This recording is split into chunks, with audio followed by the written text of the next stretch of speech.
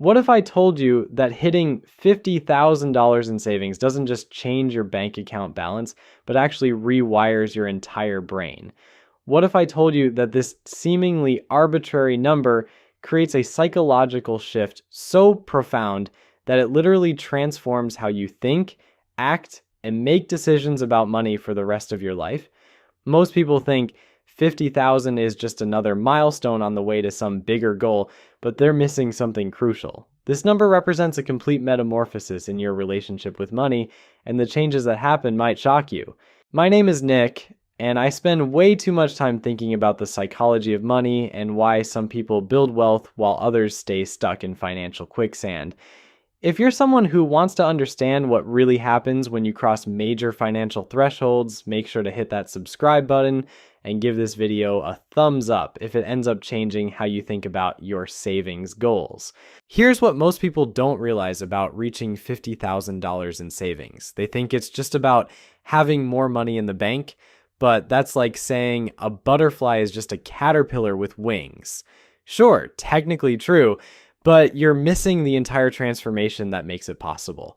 The shift from having a few thousand saved to having 50,000 isn't linear. It's not like going from walking 1 mile to walking 10 miles. It's more like the difference between crawling and suddenly discovering you can fly.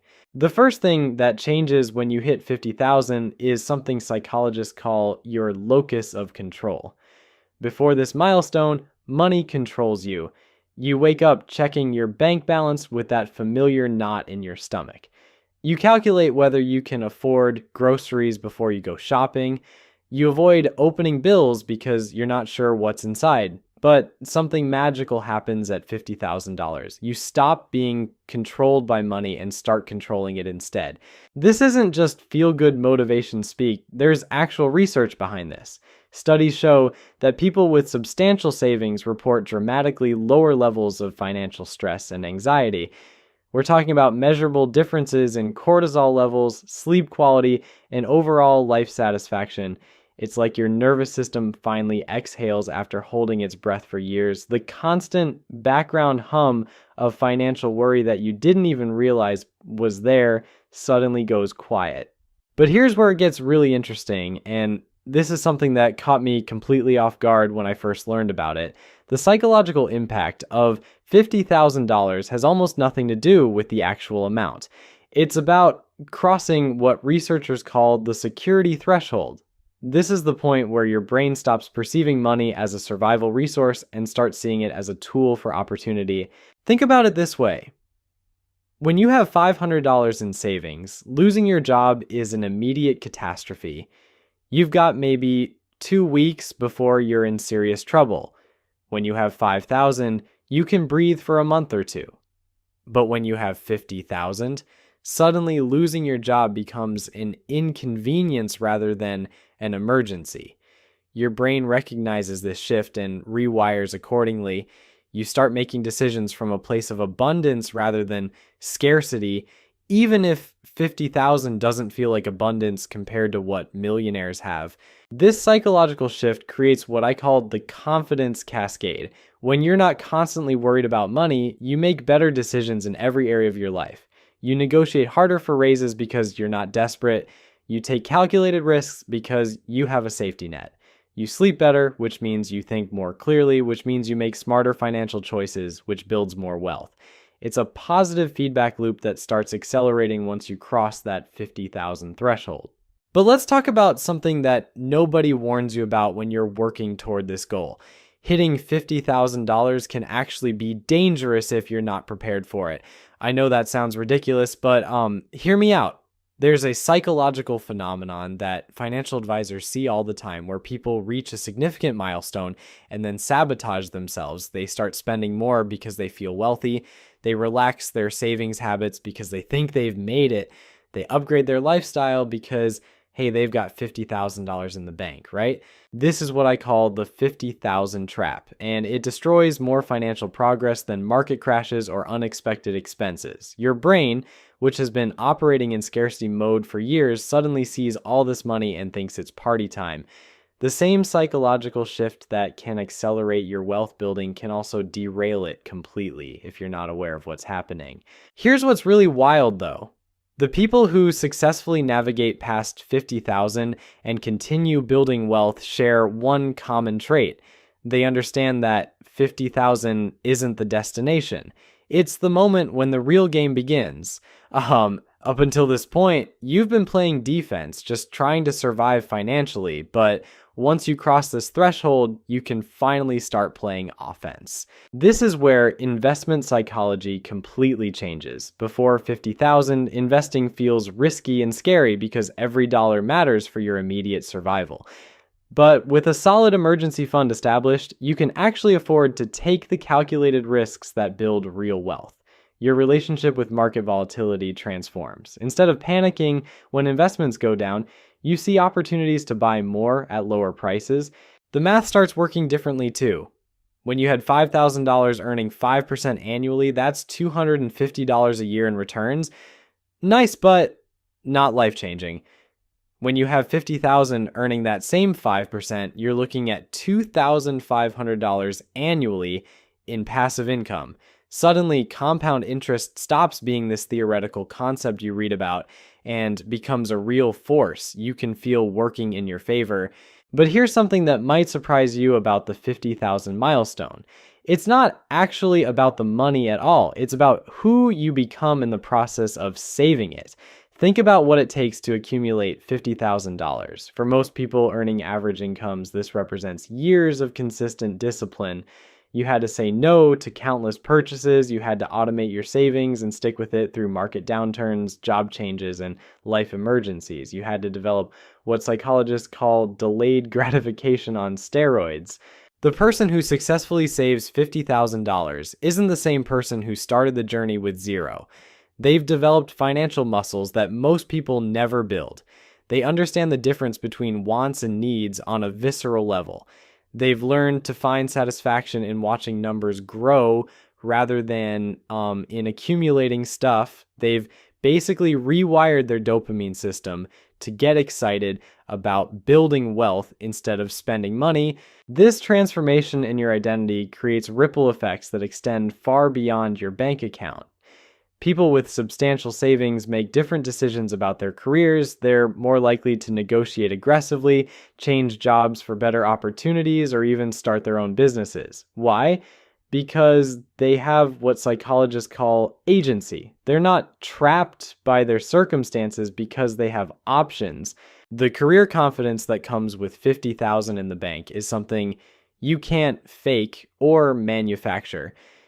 It's a quiet assurance that comes from knowing you could walk away from a bad situation if you needed to.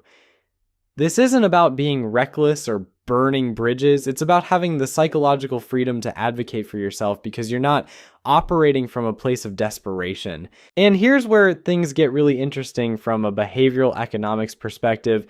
People with 50,000 in savings start thinking about money completely differently. Instead of focusing on cutting expenses, which is how most people try to improve their finances, they start focusing on increasing their income.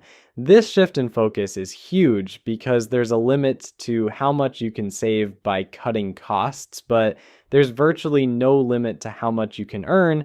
This psychological shift from expense cutting to income maximization is like switching from trying to lose weight by eating less to building muscle instead. Both approaches can work, but one makes you smaller while the other makes you stronger. When you're operating from a place of financial security, you start seeing opportunities everywhere. That side hustle you were too scared to try suddenly seems manageable because you're not risking your grocery money. That professional certification that costs $3,000 becomes an investment rather than an impossible expense. The 50,000 milestone also unlocks what I call strategic patience. Before you reach this level, every financial decision feels urgent. You need results now because you don't have time to wait, but with a solid foundation, you can afford to make moves that take months or years to pay off. You can invest in yourself, your education, your skills, your network. You can play the long game because you're not constantly putting out financial fires. Here's something fascinating that researchers have discovered about people who cross major savings milestones. They start exhibiting what's called financial contagion, but in the best possible way. Their improved financial behavior starts influencing everyone around them. They become the friend who suggests cooking dinner instead of going out to eat. They're the ones organizing group vacations that are actually affordable. They start having conversations about money that inspire others to get their finances together.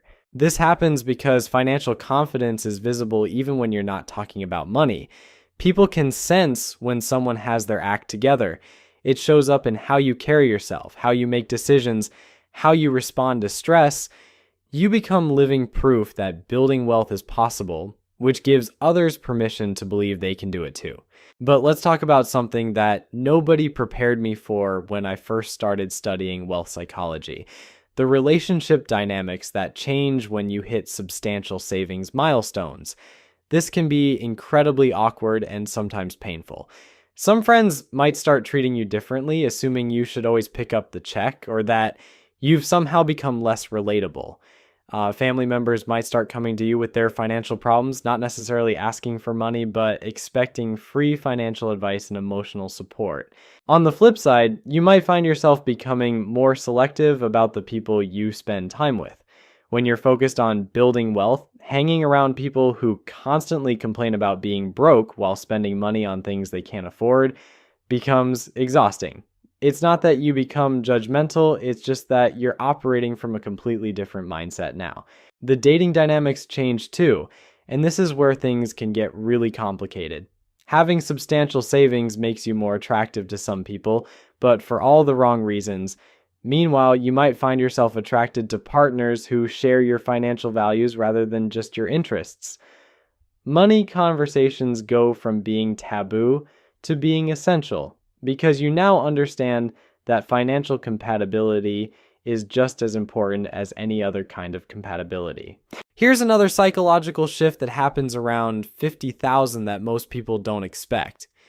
You start developing what I call wealth paranoia, and it's actually a good thing. You become hyper aware of anything that could threaten your financial progress. That investment opportunity your coworker is raving about gets scrutinized instead of blindly trusted. You start reading the fine print on everything. You become naturally suspicious of get-rich-quick schemes because you understand how hard it was to build what you have. This paranoia might seem excessive to people who've never built substantial savings, but it's actually a protective mechanism. Your brain has finally recognized that you have something valuable worth protecting. The same way you'd be more careful with a luxury car than with a beat-up truck, you start being more careful with your money once you have a meaningful amount of it. The investment psychology at this level becomes really interesting too.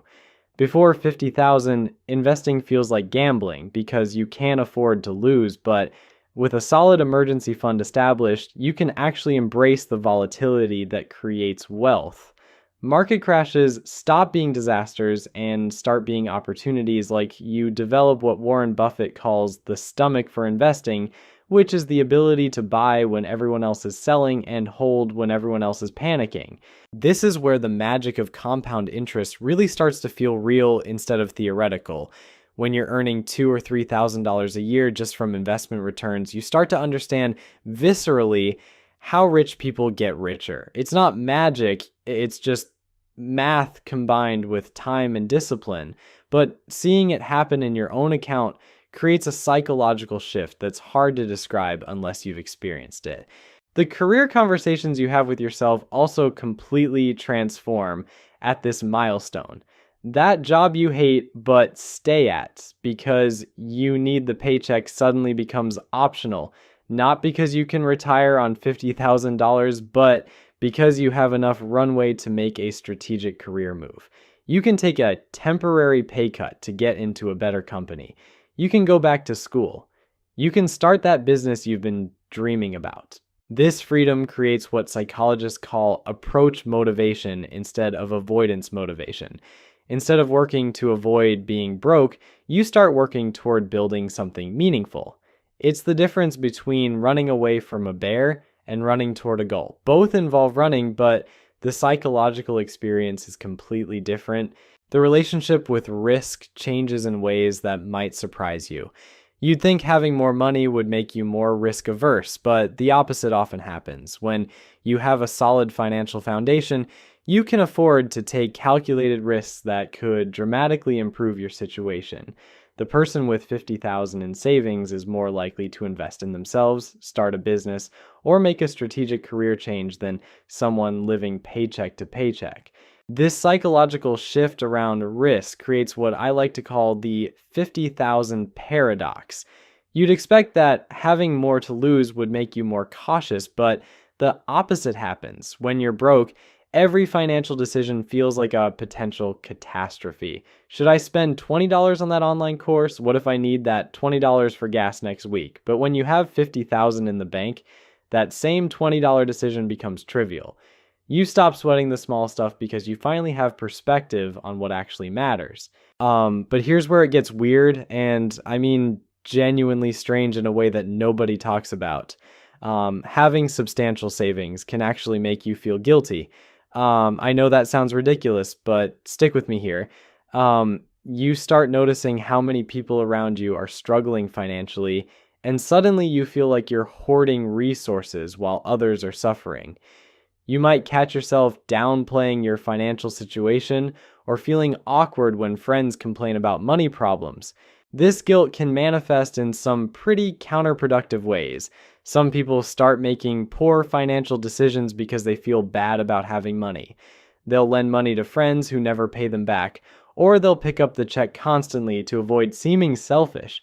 Others go the opposite direction and become almost secretive about their financial situation, which creates its own set of problems in relationships.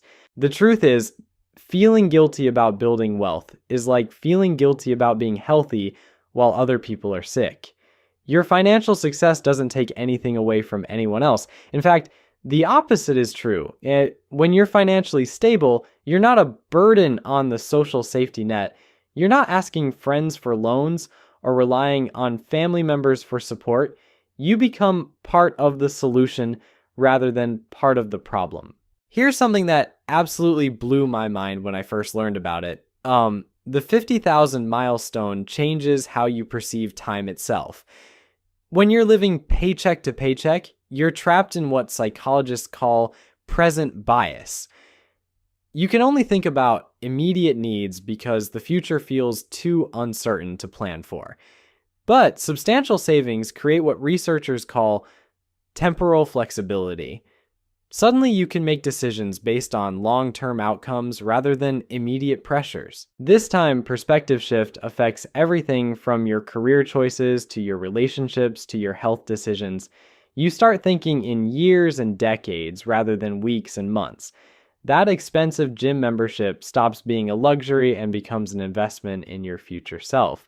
That boring but stable job becomes a strategic stepping stone rather than a prison sentence. The social dynamics around $50,000 are fascinating and sometimes brutal. You'll discover who your real friends are pretty quickly. Some people will be genuinely happy for your progress and might even ask for advice on how they can improve their own situation. Others will become resentful or start making snide comments about how you must be cheap or lucky. The people who react negatively are usually the ones who are most frustrated with their own financial situation, but that doesn't make it any less awkward to deal with. You might find yourself becoming more private about your financial life, not because you're ashamed of your progress, but because money conversations become complicated once you cross certain thresholds. That innocent question about where you went on vacation suddenly feels loaded when you realize the person asking spent their last vacation fund on credit cards and is still paying it off. The spending psychology at this level becomes really interesting too. You'd think having more money would make you spend more freely, but often the opposite happens. When you understand what it took to save $50,000, you become incredibly selective about what's worth spending money on. That $100 dinner needs to provide $100 worth of value, not just food. You start evaluating purchases based on opportunity cost rather than just affordability. This doesn't mean you become cheap or miserly, it means you become intentional. You might spend more money on experiences that align with your values while cutting back ruthlessly on things that don't matter to you. You develop what I call expensive taste in what matters and cheap taste in everything else. The investment conversations you have with yourself become much more sophisticated at this level. Before 50,000, investing felt like putting money into a black box and hoping for the best. But with substantial savings, you start understanding the mechanics of wealth building. You learn about asset allocation, tax optimization, and compound growth rates, not because you're trying to become a financial expert, but because you finally have enough money for these concepts to matter in practical terms. So there you have it. $50,000 isn't just a number, it's a psychological passport to a completely different relationship with money. The changes that happen go way beyond your bank account balance. They rewire your brain, transform your decision making, and fundamentally alter how you move through the world. If you're working toward this milestone, remember that the real magic isn't in reaching the destination, it's in who you become along the way.